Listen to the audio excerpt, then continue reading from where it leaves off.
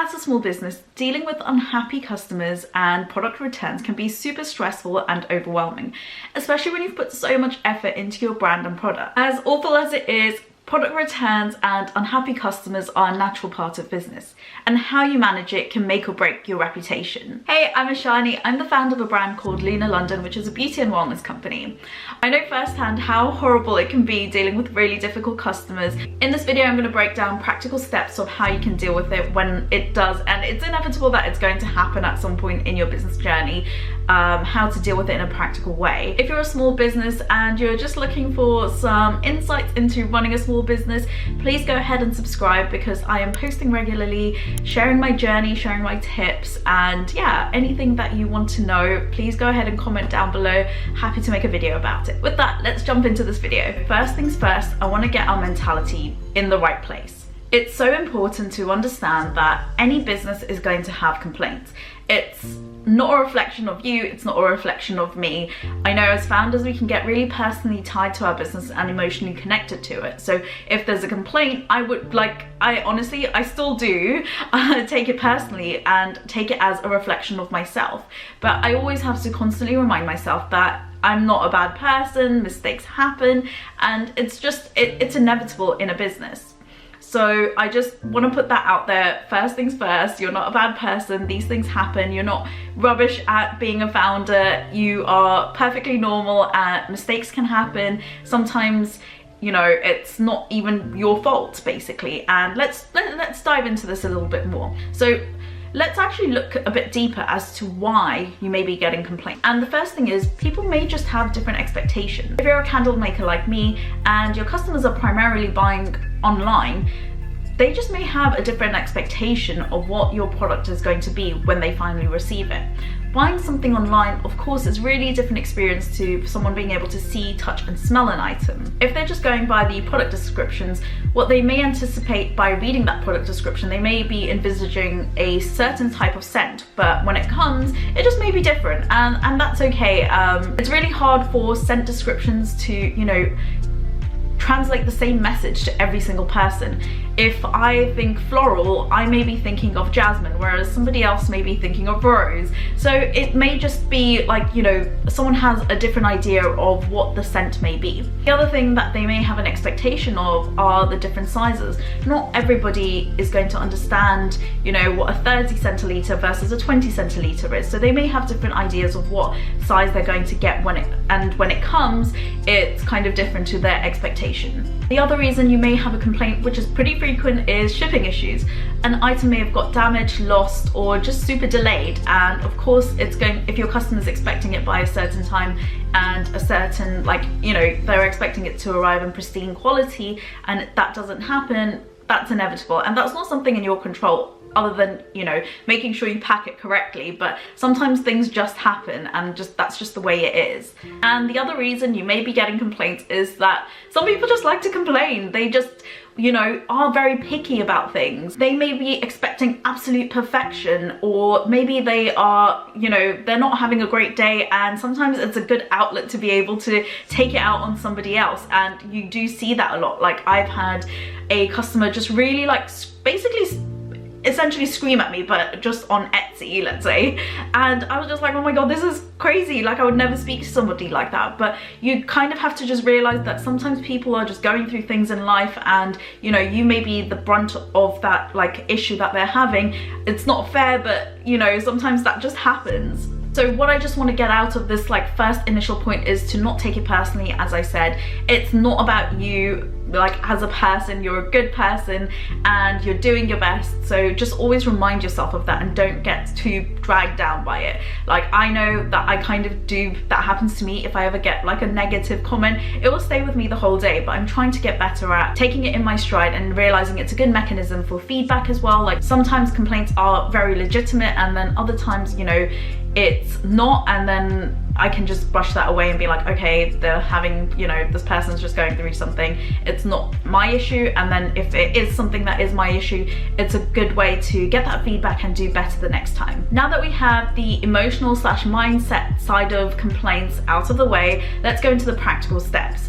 And the first thing I would say is to have a very clear refund and returns policy. By having this clear policy, you are setting the expectations for your customer up front. So depending on where you are, the first thing you'd want to decide is if you are actually going to accept returns. Now, I would say this is like accepting returns is generally good practice because it helps build trust with your customers, especially if they're buying from you for the first time. If they feel like the risk of, you know, purchasing from you is very low, they're more likely to make that purchase. So I would personally say that you should offer returns.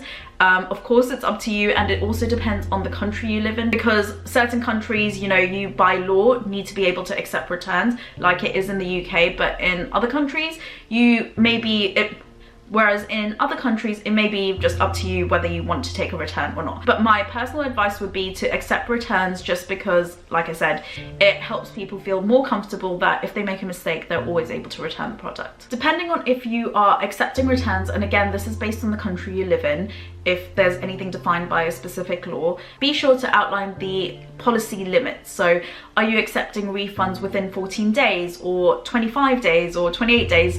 Just be sure to be upfront as to what that time limit is so your customers are well aware. In the UK, we have the Consumer Rights Act of 2015, which states that you have to give a refund to a customer within 30 days of their purchase if they request it. Along with defining your time limits, be sure to note any exceptions. So for example, potentially you may not be accepting refunds on custom orders, sanitary products, so for example underwear or earrings. I know a lot of places don't accept returns, and I think there's a specific exception for those types of items that maybe the law's not applicable to, but don't quote me on that, please go ahead and check that. But I know that I have seen it in big businesses where, you know, you're not allowed to return certain items because of sanitary issues, so I assume that, you know, that's well within the law.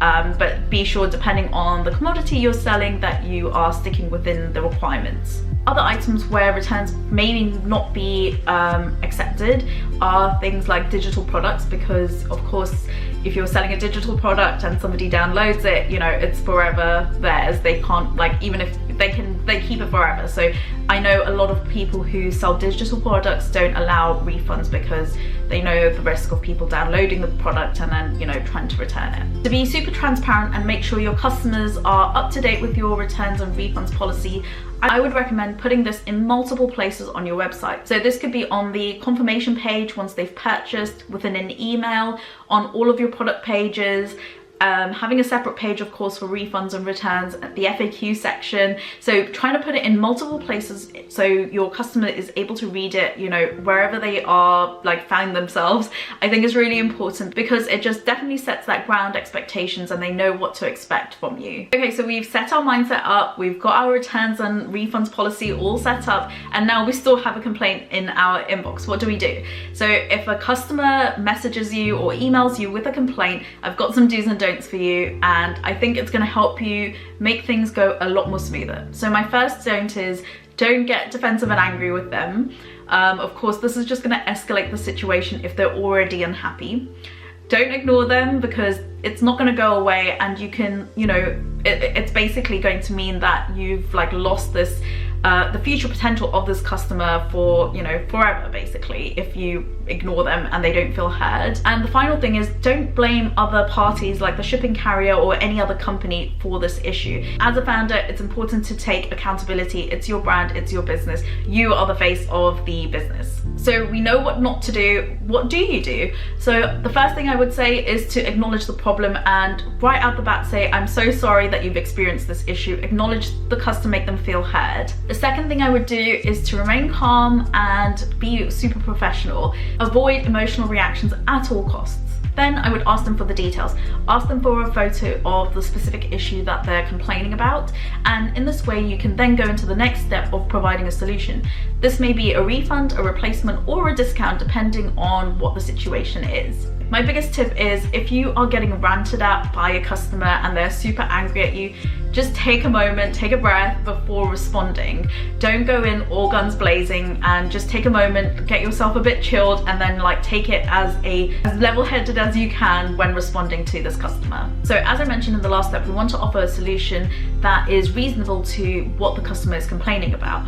And every solution doesn't mean you need to give a full refund. As best case scenario, you want to protect your profit and your reputation as much as possible. So some common solutions are: you can provide a replacement if the item was damaged in shipping. If the item didn't arrive, check the tracking, and if it is truly lost, be sure to send a replacement and then take it up with the shipping company to request a refund. If the product is not what they expected, why not offer store credit instead of offering a refund?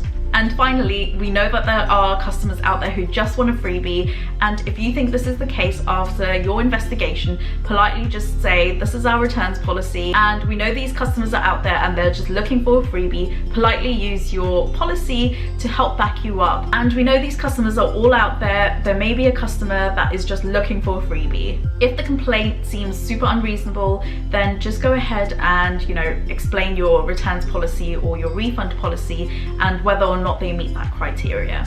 A tip that I have that has saved me a lot of time and mental energy is having templates made for very common issues you may come across. So for example, damaged shipping items or lost items. I already have templates made up that I can respond to customers quickly and easily, and have the solution kind of already resolved, so it's not taking up that mental energy and that emotional baggage of dealing with a complaint. So I'm just getting on with it very quickly, efficiently, keeping the customer happy and not reinventing the wheel every time something goes wrong. So what we've discussed is how to deal with individual complaints. Now that you have a good idea of what you can do when these situations arise, it's really important to take on board negative complaints and negative criticism in a way as feedback. Like I mentioned earlier in the video, it's a good way to actually get this feedback and improve your brand and improve the experience for your customers. If you're having the same complaint a number of times, so for example, a typical one for candles would be it doesn't smell strong enough,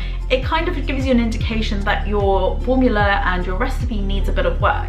If your customers are repeatedly complaining about slow shipping times, maybe you need to change up the courier you need to go for a more expensive option and price that into your overall product cost, or you'll now implement shipping costs as well to make that service a lot better. Remember that if people are buying products, especially candles, they may be giving it as gifts, so being timely with the delivery is super important. If there's an issue in terms of sizes of the candles, perhaps it makes sense to then do comparison candles sizes against each other, so people know exactly like what size they're getting, instead of it being a surprise once it comes to their door.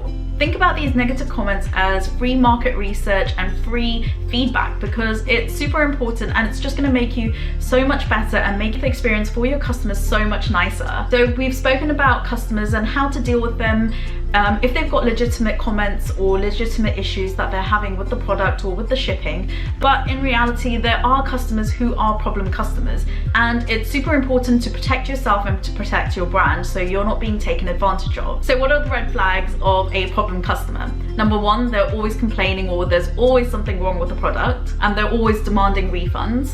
They threaten you with bad reviews unless you give them a free product, and they refuse to provide proof of any damage or evidence, of what they're complaining about. So if this is the case and you're suspecting that the customer is, just trying to be a bit cheeky and get some free product, here's how to handle it. Stick with your policies, I said it before, but be strong, stick with them, and don't make exception for this bad behavior, because it's just going to promote this bad attitude, and it's just going to keep happening over and over again. Politely deny any unreasonable demands, and you can, again, this is why you have your refunds and returns policy, because you can refer to it and say, unfortunately, your request does not meet our policy. If a customer is abusive, go ahead and just feel free to block them. If they're harassing you, it's totally fine to cut them off. If you're using a third-party platform like Amazon or Etsy, go ahead and report these customers to those platforms, especially if they are, trying to make fraudulent claims, because you're helping yourself and you're also helping other small businesses. Finally, the last step I would say is turn negative experiences into positive ones for your customers. Build loyalty with your customers, and usually if a customer feels like you've handled something exceptionally well, they're going to be really happy to come and shop with you again.